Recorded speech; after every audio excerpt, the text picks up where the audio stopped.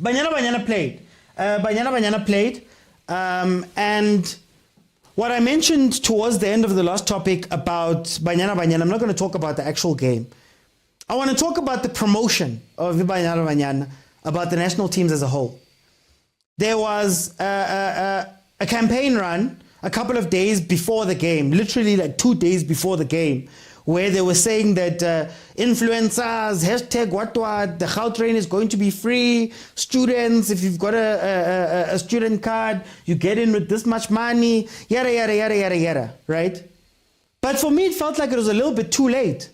For me, it feels like when we speak about our national teams, Banyana, Bafana, and all those people, there's nothing put behind those teams in order to make us aware of what they're doing. And I've often said that part of the reason why we don't love these teams and support these teams the way we're supposed to support them is that we don't get the opinions, the advertising, the PR, the marketing that makes us know that Bafana was third in the AFCON. That Banyana won the WAFCON 2 years ago, that they did very well at the World Cup. How am I supposed to feel for Banyana, for Bafana away if ever since, think about it, the AFCON was a couple of months ago. When last did you see anything to do with the Bafana winning, Bafana coming third at AFCON? When last have you seen Ron Williams saves and things like that? So if I did not watch the AFCON, I do not know that Bafana is doing well. I don't even know that they play. When last did you see Banyana lifting the trophy? You see that in this picture, Desiree is holding the medal, holding the gold medal. When last did you see the 2 goals that Hilda scored in the final? In the build-up to the final. When are we celebrating these people? And I think that is a very important point. And you can't just leave it too late to tell us to go fill up. Guys, in Nigeria, they've got a slogan for the country's football teams, for the country's teams, for the country. I saw during the AFCON, when we were doing watch-alongs with Nigeria, Nigerians were coming and being proud. Why? Because their federations take pride. Their federations know how to get to their people. Their federations know how to make them jump on board.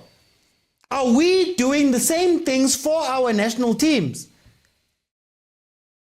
You know, the Nigerian Federation is so far ahead. They understood that Sunnyside is right next to Loftus.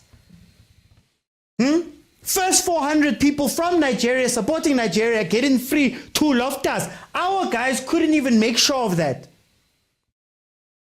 Couldn't even make sure of that. But last minute. They play the game on the same day that Mamelodi Sundowns is playing. So even if you wanted Pretoria people to go and watch that thing, Bakogai, Bashebileng. And what makes it even worse, to the point that I'm making right now, what makes it even worse, how many times have you seen rugby adverts? The Springboks chasing the sun. They're on Chasing the Sun 2 or 3 right now. Documentary series. When PSL matches start on Supersport, you see a thing here, Chasing the Sun, Springboks. PSL games, random PSL games, start with the Springboks. Because they understand, in order for us to love that team, you have to do the work. For the 2 weeks before, for the month before, we should have been seeing all types of activations, pop-ups. I always say, I live in Centurion. I have a Checkers close by. When you walked into Checkers during the World Cup, all the tills had Springboks. All the people who were working at the tills were wearing Springboks jerseys. You couldn't escape it. Months and months after the World Cup, We watch Chasing the Sun. We're seeing the clips. Rassi speaking about, hey, you know, we knew that France don't do this and we had to play like this and I called the referee and I did this. Where have we seen those type of things for Coach Des when she won the WAFCON? Coach Des when she went to the World Cup? How many publicly viewed interviews and things have you seen? Ronwen, what was going on? What's the chasing the sun? Chasing the moon? I get chasing the moon. Yeah, bafana. Where they teach us how to love Ibafana. Why to love Ibafana? Why to love Ibanyana? Most times you don't even know when those games are played. You don't even know. Sometimes you even find out late teen. Oh, Ibanyana 3. Jeez. I didn't know. Is enough being done? And it's a bigger problem when we speak about PSL marketing in general, South African football marketing in general. It's a bigger problem. But these are our national teams. What is being done? That's why it gets to me. SABC Sport gets about deal or no deal. They're doing all of those different other programs. But now I'm like, but guys, you can't give me a 30-second advert just celebrating Banyana, celebrating Bafana. Literally. 1 minute. You can't give me a TikTok. Yesterday on the show, one of the people who are on my panel on the live show, Uklara, was saying that, guys, you asked influencers to make videos, you didn't even repost any of them. Was it half-hearted?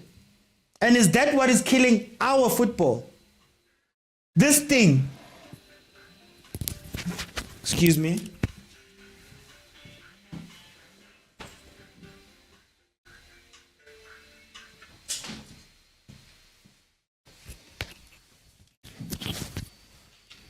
Sorry about that.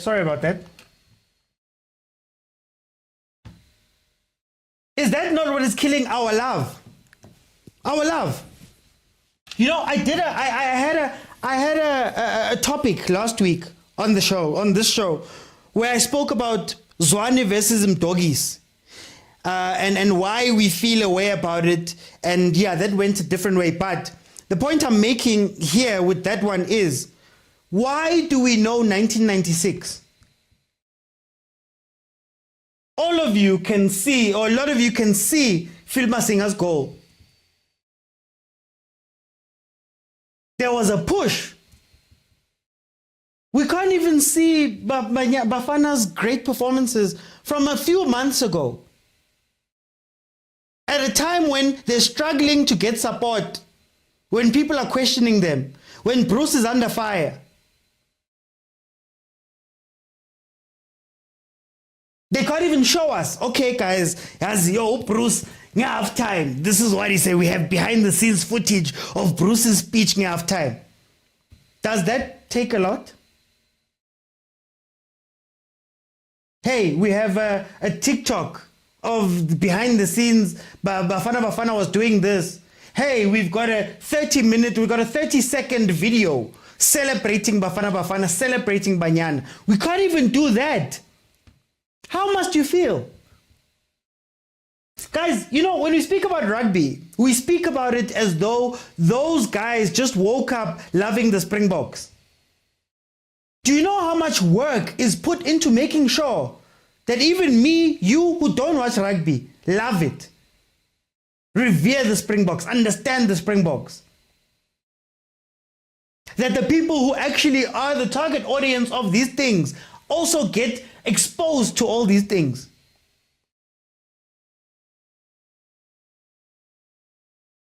If you've never watched AFCON, if you never watched the AFCON, if you never watched the World Cup, the Rugby World Cup, I bet you know more about the Springboks than you know about Bafana.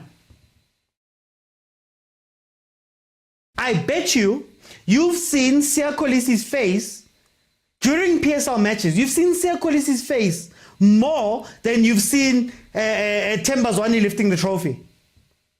Or not lifting the trophy, coming third. Or Ronwen Williams winning the goalkeeper of this tournament, or whatever. You've seen that. How many? You've seen more times. Irvin Elizabeth. You've seen that more than you've seen Desiree, Coach Des, holding up the trophy. Janine van Wyk and Refilwe Jani holding up the trophy in Morocco. And this expands to everyone. This expands to everyone. PSL teams. I always use a simple, stupid example. How many of them have active TikTok pages? How many of them go live at times? How many of them have interviews with people? From inside. That doesn't cost a lot, guys. And I think it's far bigger than just saying that it's money. I think we have an attitude that these things will just come. One day we'll all wake up. We will all wake up and we will all understand and love this team. But more work needs to be done. And it's got to be bigger than a few days before you are running a little, oh guys, make videos. 2 days before, Ninjalabo students, good guys, come to the stadium, it's free.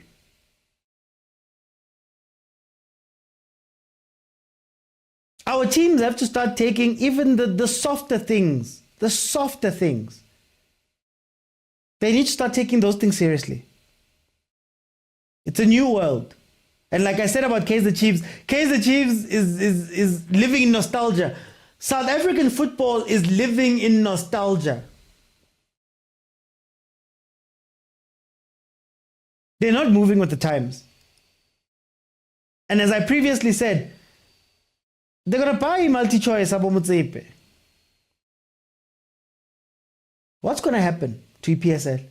What's going to happen to bafana, banyana?